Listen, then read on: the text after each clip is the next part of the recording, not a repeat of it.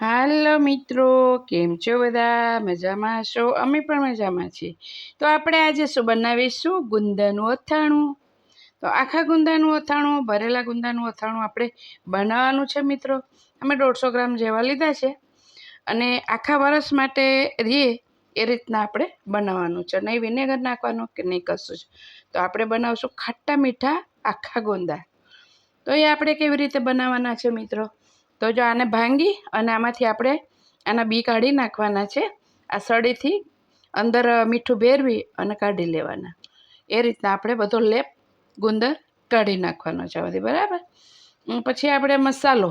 તો મિત્રો મેં પહેલાં તમને મસાલો કેમાં બતાવ્યો હતો કે મેથી અને ચણાના અથાણામાં મેં તમને બતાવ્યો હતો મસાલો, બરાબર. એ જ રીતે મેં આ મસાલો પહેલાં રેડી કરી દીધો, એટલે જેથી કરીને આપણો ટાઈમ બગડે નહીં. એમાં આપણે મેથી નથી ઉમેરી, આમાં આપણે મેથી ઉમેરી છે, બાકી એ જ મસાલો છે જો, બરાબર. તો હવે આને આપણે શું કરવાનું છે? આપણે ભરવાનો છે, એટલે આપણે ભભરો રાખ્યો છે. ભભરો મીન્સ થોડો કોરો. અમારી બાજુ ભભરો બોલે, એટલે અમે કોરો, આને એકચ્યુઅલી કોરો કે અમે ભભરો બોલીએ. તો એની અંદર આપણે મીઠું તો બધું નખાઈ ગયું છે મિત્ર. તો આપણે થોડીક આપણે વાટીને 2-1.5 ચમચી વલિયારી નાખવાની છે. અને પછી આપણે થોડું કેરી, કાચી કેરી, બિલકુલ મિત્ર પાકી હોવી ના જોઈએ, લાલ હોવી ના જોઈએ, નહીંતર આપણું અથાણું બગડી જશે. અને એકદમ મસ્ત રીતે મિક્સ કરી લેવાનું છે. ગુંદા નથી આપણે આથવાના, નથી આખી રાત મૂકી રાખવાના. તો આને મસ્ત રીતે મિક્સ કરી અને આપણે શું કરવાનું છે? અંદર મિક્સ કરીને ગુંદામાં ઠળિયા લેપ કાઢી અને આપણે ભરી લેવાનું છે. તો ખાટું મીઠું કરવાનું છે તો મિત્રો આપણે ગોળ નાખવાનો ન, વધારે આપણે ગોળ નહીં નાખવાનો. વ્હાઈટ રે, મસ્ત રે, બ્લેક ના થાય એટલા માટે આપણે 2 ચમચી દરેલી મોરસ લીધી છે. અને તમારે ખાટા કરવા હોય ને મિત્રો, તો તમારે મોરસ દરેલી સ્કીપ કરી દેવાની. તો તમારે મોરસ નહીં નાખવાની, ઓનલી ખાટા થશે. આપણા છીણ છે અંદર કેરીનું, એટલે આપણે કોઈ વસ્તુ અંદર ખટાશ નાખવાની જરૂર નથી. તમારે એની અંદર આપણે કોઈ ખટાશ મૂકવાની નથી. તમારે રાત્રે 1 રાત કેમાંય ખટા પાણીમાં ભરીને મૂકવાના, તો આખા વરસ રહેશે. હા મિત્રો, કે તમારે તેલ ગરમ કરી ઠંડુ કરીને એને ડૂબ રાખવાના છે. ડૂબેલા નહીં હોય તો આખું ગુંદું બગડી જશે. કલર આખો વરસ આવો નવો જ લીલો રહેશે, આમાં કોઈ ફરક નહીં પડે. તો ચાલો આપણે મસાલો ભરીએ. તો આપણે મસાલો કેવાથી મિત્ર આમાં હાથથી ભરવાનો ન, આપણે આ ચમચી નાનકડી લઈને ભરવાની, જેથી કરીને તમારા હાથ બી તીખા ન થાય, પ્લસ અને અથાણું પણ ના બગડે. હવે એકદમ માપની 1 ચમચી નાખો એટલે 1 ગુંદું કમ્પ્લીટ ભરાઈ જાય. દબાવીને આપણે ભરવાનું છે મિત્ર.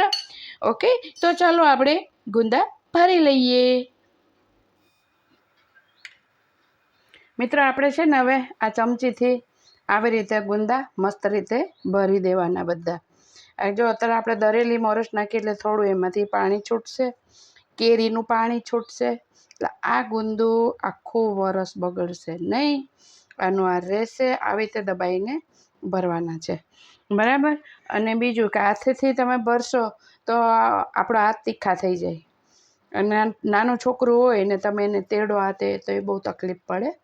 એટલે આ રીતે આ ચમચીથી તમારે મસ્ત રીતે ભરાઈ જાય. તો જો આપણા હાથ બી કમ્પ્લીટ રહે મિત્રો. તો આ રીતે ચાલો આપણે બધા ગુંદા ભરી લઈએ. મિત્રો આપણું અથાણું ઓલરેડી ભરાઈને થઈ ગયું છે, રેડી. તો હવે આપણે આ છે ને બધું અંદર આપણે ભરી દેવાના છે. થોડા ગુંદા ભરવાના આ રીતે. હાથ ન લગાવો તો વધારે સારું. અને હવે આપણે અંદર આ થોડો મસાલો નાખવાનો આ રીતે, બરાબર. આ રીતે ભરી દેવાનું. અને પછી આપણે ગરમ કરેલું તેલ ઠંડુ કરવાનું અને પછી આપણે એને ભરવાનું છે, ઉપર રેડવાનું. ઓલરેડી આપણે મિત્રો પહેલાં ગરમ કરી લીધું અને ઠંડુ પણ આપણું તેલ થઈ ગયું છે મિત્રો. તો આ રીતે આપણે ગુંદા ભરી અને મસ્ત રીતે કરી દેવાના. ને મેં પહેલાં તમને વાત કરી કે આપણે ગુંદા શું કરવાનું છે? તેલ બુડ રાખવાના, અને જેટલા દબાવીને રાખશો ને એટલા બહુ જ સારા. પોલા રહેવા દેવાના નહીં. પોલા રહેશે ને મિત્રો તો એકાબીજાને તેલ અટશે નહીં, ઉપરનો ઉપર તૈરા કરશે. અને આ થોડો પછી આપણે ઉપર મસાલો નાખી દઈશું. અને હવે આજે આપણે તેલ કરી લીધું છે, ઠંડુ થઈ ગયું. મેં લીધું છે સિંગ તેલ. મિત્રો, આપણને જે ચોઈસ પડતું હોય એ તેલ તમે યુઝ કરી શકો. અને આ રીતે બુડી જાય એ રીતે જો અંદર પીને મસ્ત રીતે અંદર ઉતરી જશે. આ રીતે આપણે બનાવવાનું છે મિત્ર. જો થઈ ગયું સરસ. આ રીતે મસ્ત બનાવો અને આ રીતે મૂકી રાખવાનું. આ અથાણું મિત્રો આપણે 3 થી 4 દિવસમાં રેડી. જો આખી બોટલ ભરાઈ ગઈ. એક ગુંદું આપણું તેલમાં બુડી ગયું. જો અંદર તેલ ઉતરે છે લાઈવ, દેખો ઉતરે છે ને. બસ મિત્રો, આ રીતે બનાવવાનું બહુ ઇઝી છે, આખા વર્ષ માટે છે. અને આ રીતે ગુંદા તમારા આખો વર્ષ લીલા રહેશે. નો વિનેગર, કશું જ નહીં નાખવાનું. અને મેં કીધું એમ તમારે મોરસ ન નાખવી હોય તો બિલકુલ ખાટા કરી શકો. આપણે છે ખાટા મીઠા આખા ગુંદા. ઓકે મિત્રો, લાઈક શેર સબસ્ક્રાઈબ મિત્રો જરૂર કરજો. સર્વ મિત્રની મારા જય શ્રી કૃષ્ણ.